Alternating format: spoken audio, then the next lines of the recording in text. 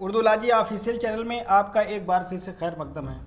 आज ये हमारी आरपीएससी असिस्टेंट प्रोफेसर के तीसरे पेपर की पहली क्लास है और ये पेपर 2016 का असिस्टेंट प्रोफेसर का है।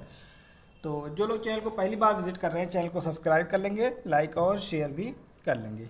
आइए आते हैं आज के पहले सवाल पर। पहला सवाल है, पिशाची हिंदुस्तान के किस इलाका में बोली जाने वाली प्राकृत थी? क्या पिशाची पिशाची किस इलाके में बोली जाती थी? तो इसका जो इलाका है, एरिया है, कश्मीर और पंजाब। ये जो कश्मीर और पंजाब में बोली जाती थी पिशाची। पिशाची के माने होता है भूत शैतान। ठीक है, तो इसका जवाब क्या हो जाएगा? इसका जवाब हो जाएगा कश्मीर और पंजाब। पिशाची का इलाका कश्मीर और पंजाब। जनूबी बिहार में यहाँ मगधी बोली जाती थी। ठीक है, और महाराष्ट्र में महाराष्ट्री, जनूबी बिहार में मगधी, कश्मीर और पंजाब में पिशाची बोली जाती है। ठीक है, तो इसका जवाब हो जाएगा पिशाची। आते हैं आज के अगले सवाल पर। मुझका ना हुआ कच हवस मानक मोती, ये मिसरा किससे मंसूब है? किससे मंसूब है? ये बाबर का है, ज़हीरुद्दीन बाबर का। और ये जो एक किताब है पंजाब में उर्दू किताब है, उसमें देखेंगे तो ये जो है आपको मिल जाएगा। महमूद खान सिरानी ने इसका जिक्र किया है कि ये जो शेर है, पहले लंबी चौड़ी बहस की है, फिर बाद में बताया कि उन्होंने जो है ये शेर बाबर से मंसूब है। क्या है? मंसूब है। उनका नहीं कह सकते कि उन्हीं का है, लेकिन मंसूब है, तहकीक जारी है। जब बाद में किसी को पता चलेगा तो वो उनका हो जाएगा। लेकिन फ़िलहाल आपको याद रखना है कि किससे मंसूब है? बाबर से, ज़हीरुद्दीन बाबर। ज़हीरुद्दीन बाबर ने अपनी खुद नविश लिखी थी, उसका नाम था तुज़्के बाबरी। चलिए आगे अगला सवाल है कि ज़मीनें चमन गुल खिलाती है क्या क्या, बदलता है रंग आसमां कैसे कैसे। फिर और इसका है कि न गोरे सिकंदर न है कब्र दारा, मिटे नामियों के निशां कैसे कैसे। ये बहुत मशहूर शेर है। ये शेर किसका है? ये है आतिश, ख्वाजा हैदर अली आतिश का। ये बहुत ही मशहूर शेर है। आतिश और नासिक में क्या थी? ज़बरदस्त चश्मक थी। और ये जो है दोनों का ताल्लुक़ दबिस्तान लखनऊ से है। हालांकि अगर ऊपर वाला दोनों को देखेंगे, ये दोनों का ताल्लुक़ दबिस्तान दिल्ली से है। तो इसका जवाब क्या हो जाएगा? आतिश। उर्दू शायरी का हाफिज़ आतिश को कहा जाता है। आतिश ने शायरी को मुरस्सा साजी का नाम दिया।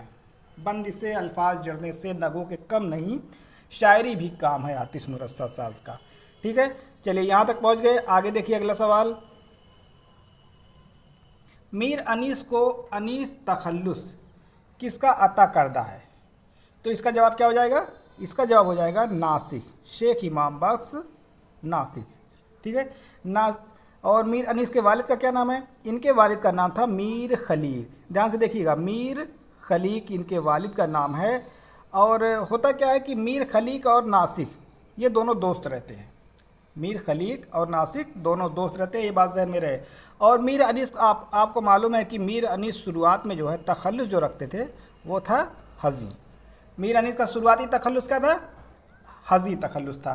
तो एक बार होता क्या है कि मीर अनीस किसी मजलिस में मरसिया पढ़ने के लिए जाते हैं।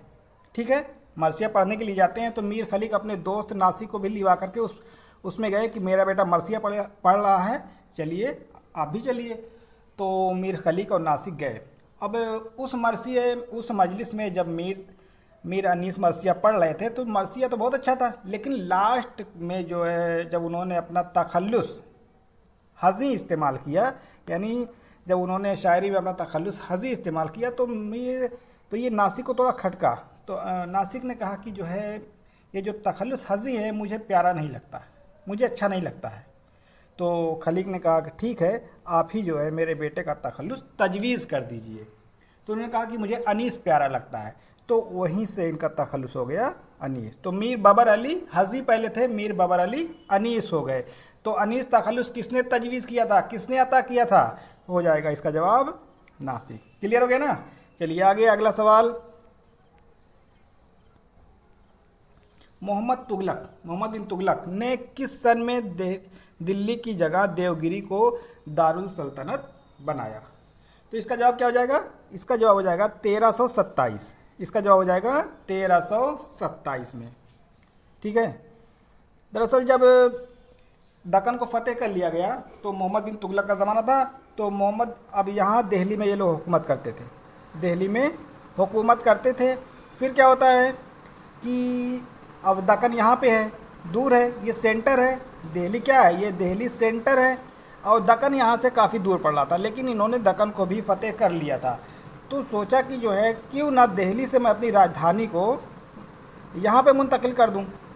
ठीक है, मोहम्मद बिन तुगलक ने जो है ये फ़ैसला किया कि मैं दिल्ली से अपनी राजधानी जो है दक्कन में मुंतकिल करूँगा, वहाँ पे ले जाऊँगा।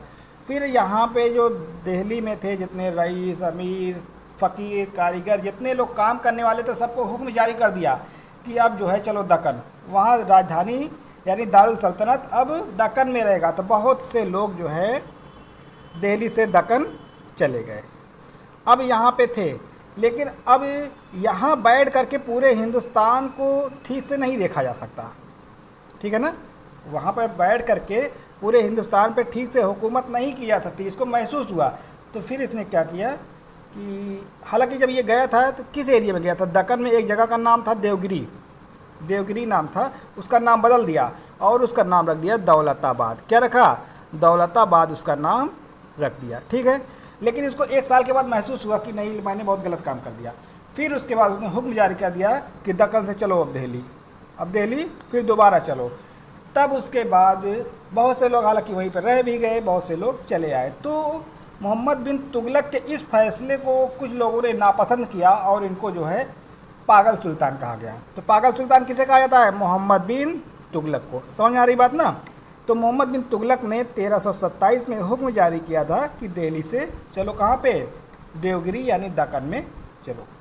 क्लियर हो गया ना, ये तो हो गया 1327 का जवाब हो जाएगा। फिर अगला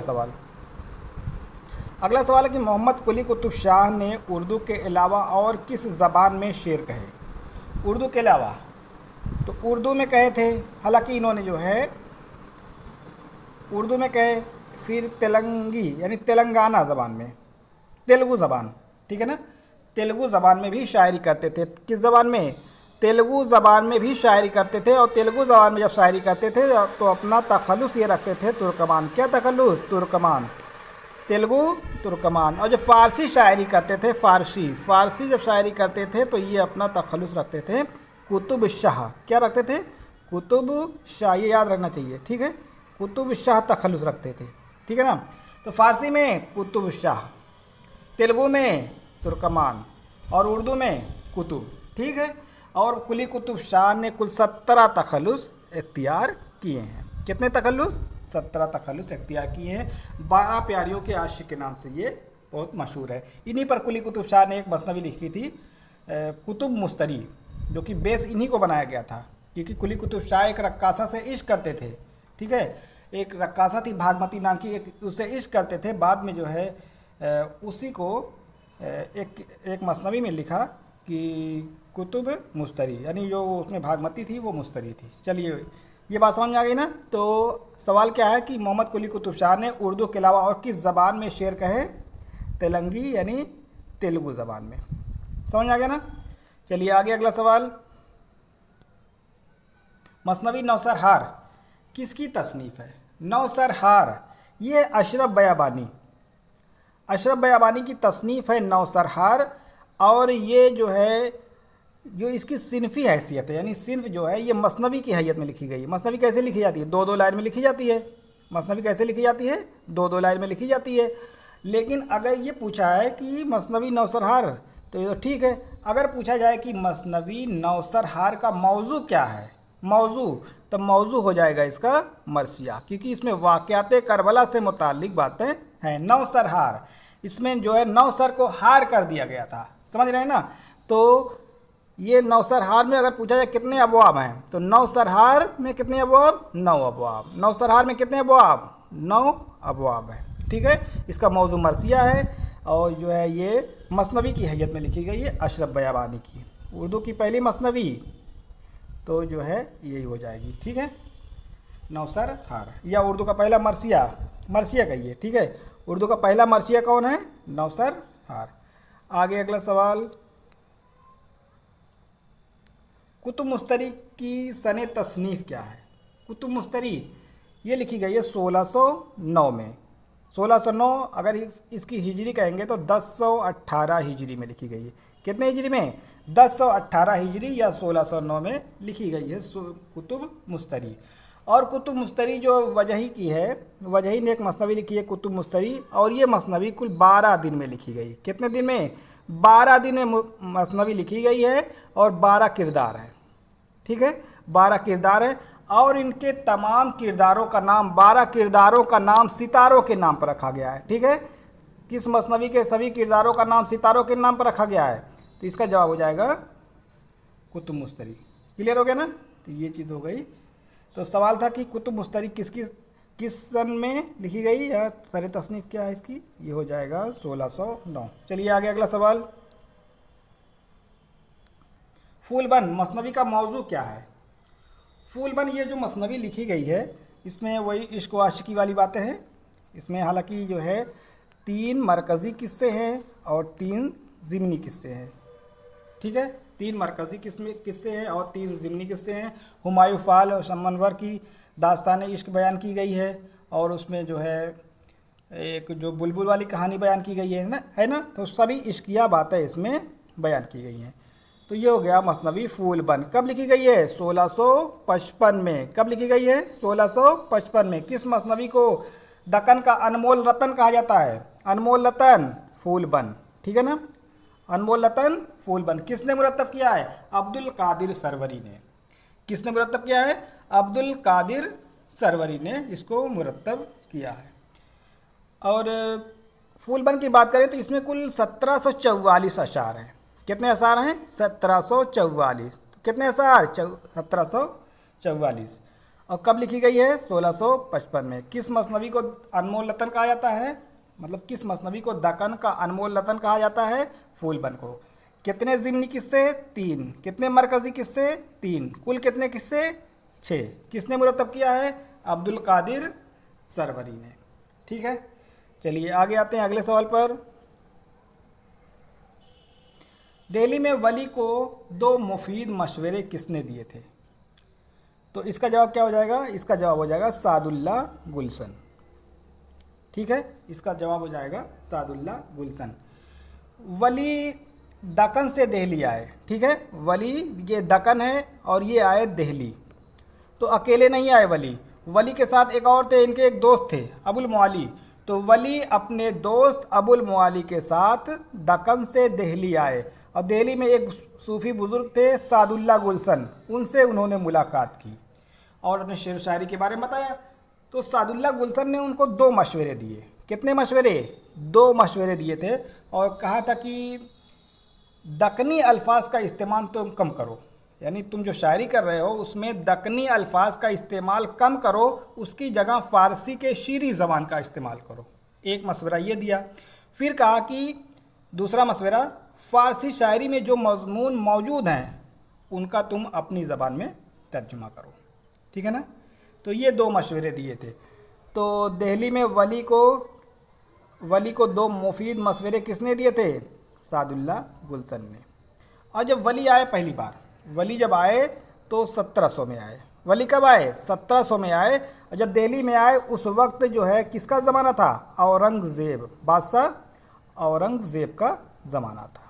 ठीक है, और जब उनका दीवान 1719 में आया, उनका दीवान जब 1719 में आया तब किसका ज़माना था? तब मोहम्मद शाही अहद था, यानी मोहम्मद शाह रंगीला का ज़माना था। समझ में आ गया ना? तो इतनी बात याद रहना चाहिए। तो किसके साथ आए थे? अबुल मुआली के साथ आए थे। कब आए थे? 1700 में। जब 1700 में आए किसका ज़माना था? औरंगज़ेब का। किससे मुलाकात की? सादुल्ला गुलशन ने। कितने मशवरे दिए? 2 मशवरे, जो कि मैं बता चुका हूँ। और जब दोबारा उनका दीवान आया तो कितना सन था? 1719। और हुकूमत किसकी थी? मोहम्मद शाह रंगीला की, या कह सकते हैं मोहम्मद शाही अहद। क्लियर हो गया ना? चलिए आगे। नौतर्ज मुरस्सा किस फ़ारसी तसनीफ़ का तर्जुमा है? नौतर्ज मुरस्सा ये है किस्सा चहार दरवेश। अमीर खुसरो की एक किताब है किस्सा चहार दरवेश, उसका तर्जुमा मीर अता हुसैन तहसीन ने 1775 में नौतर्ज मुरस्सा के नाम से किया। लेकिन ये जो है इसमें मुकफ़्फ़ा मुसज्जा और मुश्किल अल्फाज ज़्यादा थे, इसी वजह से इस किताब को मकबूलियत नहीं मिली। और जब फोर्ट विलियम कॉलेज कायम हुआ तो मीर अमन ने उसी किताब का तर्जुमा किस्सा जहार दरवेश का तर्जुमा किया बागो बहार के नाम से, है ना। उसी किस्सा जहार दरवेश का तर्जुमा आसान ज़बान में बागो बहार के नाम से किया और बहुत मकबूल हो गए, है ना। हालांकि वो फोर्ट विलियम कॉलेज की सबसे मशहूर किताब भी हो गई बागो बहार। तो ये बात थी। तो कब लिखी नौतर्ज मुरस्सा? 1775 में, ठीक है। और किसका तर्जुमा है? किस्सा चहार दरवेश का। हालांकि नौतर्ज मुरस्सा के नाम से मोहम्मद हुसैन आज़ाद की एक नज़्म भी है, ठीक है। मेराजुल आशिकीन किसकी है? ख्वाजा बंदा नवाज के सुदराज। रौज़तुश शोहदा किसकी है? मुल्ला हुसैन वाज काशफी की किताब है। और बनातुन नास किसकी है? मौलवी नज़ीर अहमद का नाविल है, ठीक। चलिए आगे देखते हैं अगले सवाल पर। अगला सवाल है कि लफ्ज़ मरसिया किस लफ्ज़ से मुस्तक है, यानी जो लफ्ज़ मरसिया है वो किस ज़बान से बना है? लफ्ज़ रेसा से बना हुआ है। रेसा के माने होता है आहो बोका, यानी रोने रुलाने वाली बातें। और ये अरबी ज़बान का लफ्ज़ है, ठीक है। मरसिया किस ज़बान का लफ्ज़ है? अरबी ज़बान का लफ्ज़ है, जो अरबी ज़बान के लफ्ज़ रेसा से बना है, जिसके माने होते हैं आहो बोका। चलिए आगे अगला सवाल, सवाल नंबर 13 है।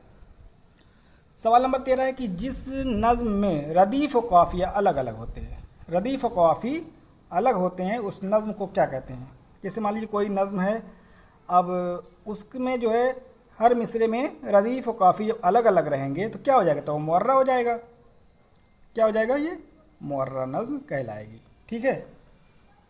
अब देखिए आगे अगला सवाल, जिस नज़्म में अफ़ाइल का हिसाब रखा जाता है। अफ़ाइल का मतलब क्या होता है? अफ़ाइल का मतलब अरूज़ से मुतालिक है। अरूज़ में क्या होता है?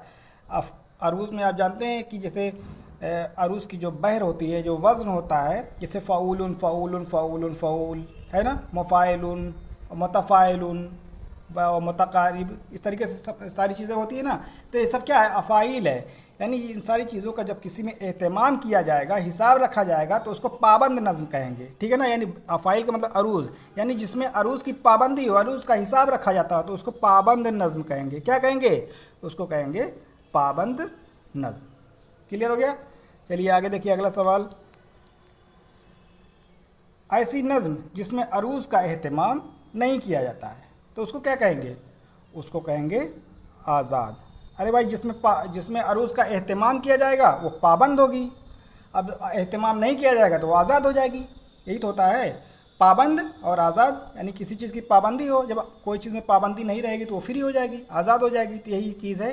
ये सवाल दोनों लगभग एक दूसरे के अपोजिट हैं, ठीक है। यहाँ पे देखिए अफ़ाइल माने अरूज़ से है, यानी जिस नज़्म में अरूज़ का हिसाब रखा जाता है उसको पाबंद कहते हैं, और जिसमें अरूज़ का एहतमाम नहीं किया जाता उसको क्या कहेंगे? आज़ाद कहेंगे। क्लियर हो गया ना? चलिए आगे अगला सवाल, मीर से जब किसी ने पूछा कि दिल्ली में कितने शायर हैं तो उन्होंने पहले जवाब में कितने शायर बताए? तो इसका जवाब क्या हो जाएगा? इसका जवाब हो जाएगा 2.5 शायर। इसका जवाब क्या हो जाएगा? 2.5 शायर। जब मीर तकीमीर के पास कुछ लोग गए और पूछा कि क्यों हज़रत आजकल कुल कितने शोरा हैं, तो उन्होंने जो है कहा कि 2.5 शायर है। तो कहा कि कौन कौन? कहा कि एक मैं, यानी मीर तकीमीर। फिर कहा दूसरा, कहा कि दूसरा सौदा। चलिए 2 हो गए, है ना, यानी एक मीर हो गए और एक सौदा हो गए।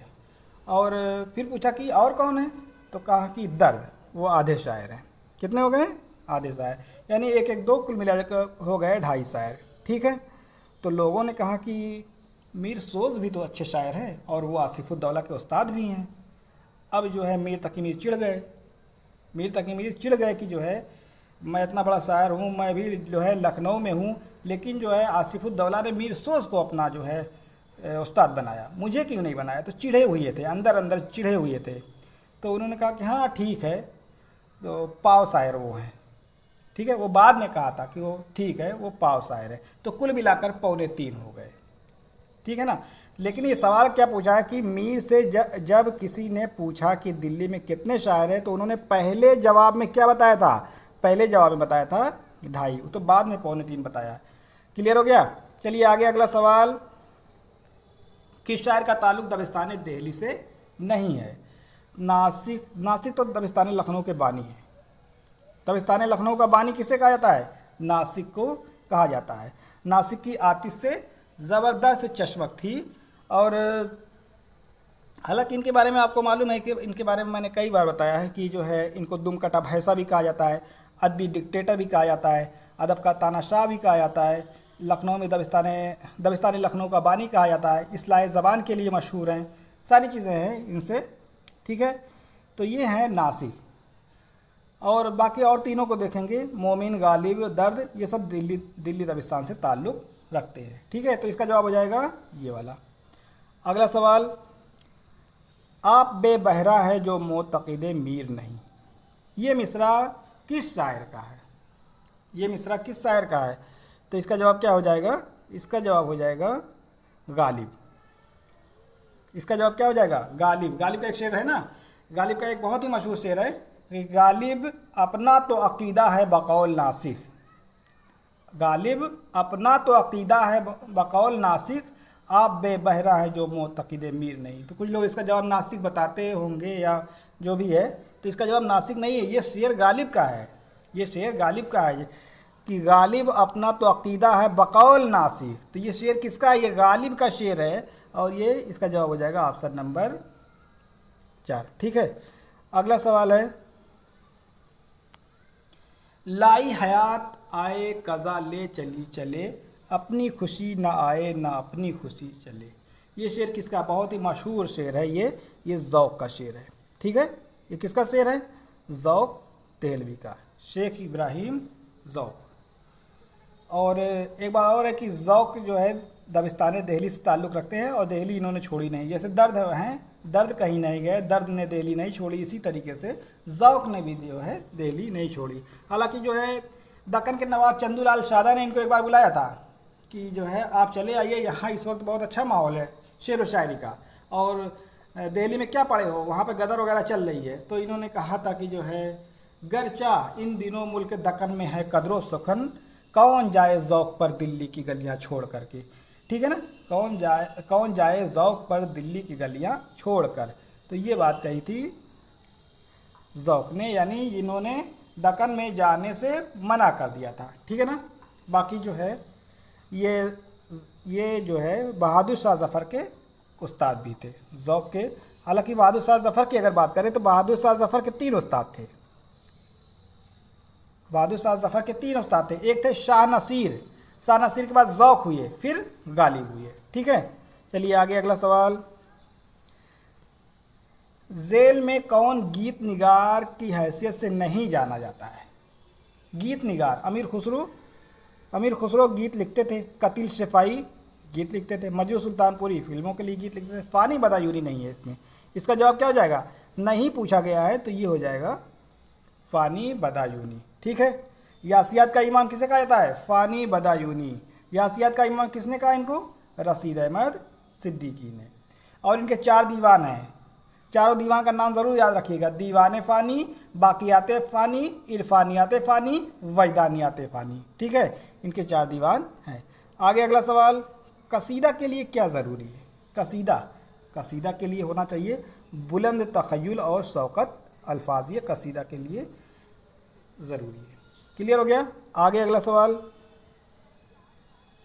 जोगन का किरदार किस मसनवी में मिलता है? क्या पूछा? मसनवी में मिलता है। तो जोगन का किरदार जो मिलता है वो मसनवी सहरुल बयान में मिलता है। नजमुन्निसा जो होती है, बद्र मुनीर की जो सहेली होती है नजमुन्निसा, वो जो अपनी सहेली की मदद करने के लिए, बेनज़ीर का पता लगाने के लिए वो जोगन बन जाती है। ठीक है, जोगन की शक्ल इख्तियार कर लेती है।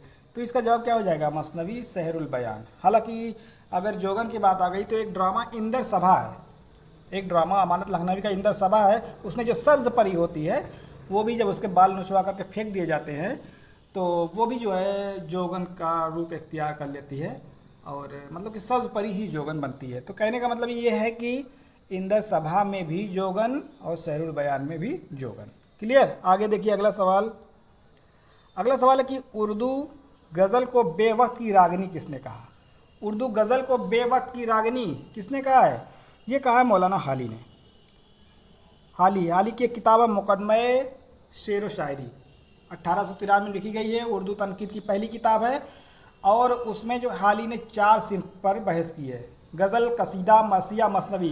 गज़ल के बारे में कहते हैं गज़ल बेवक्त की रागनी है। कसीदा कहते हैं कि कसीदा खुशामद से लबरेज नज़र आता है। और मरसिया को कहते हैं कि मरसिया के ज़रिए अखलाकियात की बेहतरीन तालीम दी जा सकती है। और मसनवी को कहते हैं कि मसनवी सबसे ज़्यादा कारामद सिंफ है। ठीक है, ये चारों चीज़ उन्होंने ये बताई है। क्लियर हो गया ना?